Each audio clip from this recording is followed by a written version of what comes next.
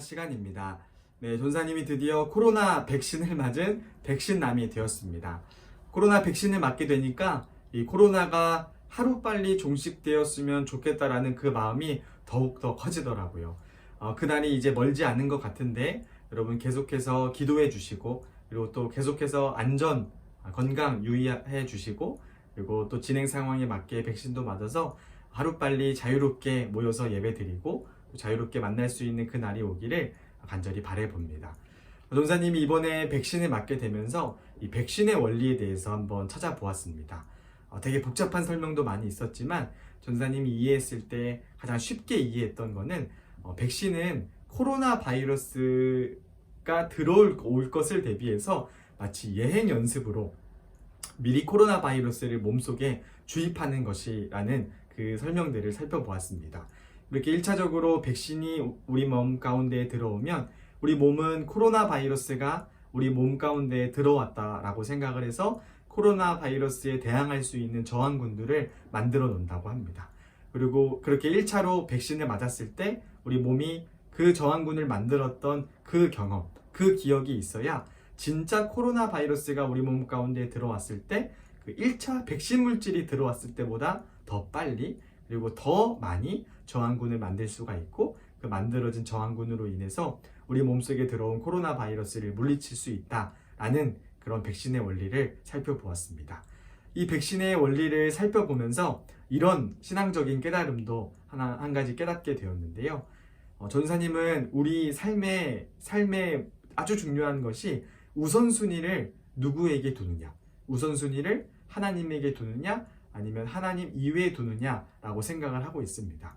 그런데 마치 코로나 백신으로 인해서 코로나 바이러스를 대비하는 예행 연습을 하는 것처럼 우리의 인생 가운데에도 아주 작은 우선순위의 문제들이 매일매일 닥쳐오게 됩니다.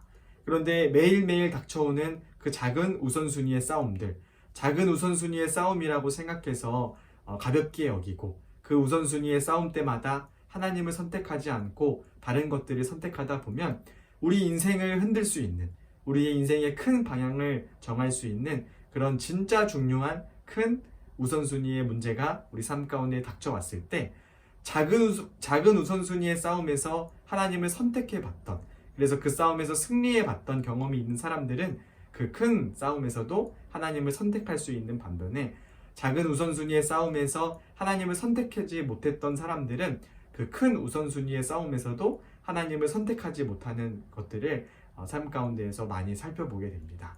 사랑하는 우리 친구들, 이번 한 주간도 여러분의 삶 가운데에 여러 가지 작은 우선순위의 싸움들이 여러분 삶 가운데에 닥칠 것입니다. 그런데 그때마다 이 말씀을 꼭 기억하시고 하나님을 선택하는 연습을 하는 우리 고등부 친구들이 되기를 간절히 소망합니다.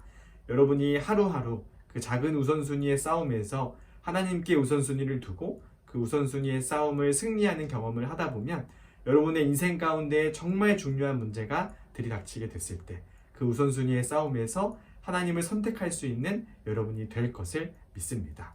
성경 말씀에 보면 마태복음 6장 33절에 이런 말씀이 있습니다. 그런즉 너희는 먼저 그의 나라와 그의 의를 구하라. 그리하면 이 모든 것을 너희에게 더하시리라. 아멘. 이 말씀을 통해서 우리가 깨달을 수 있는 것은 우리의 인생의 문제는 우선순위의 문제다.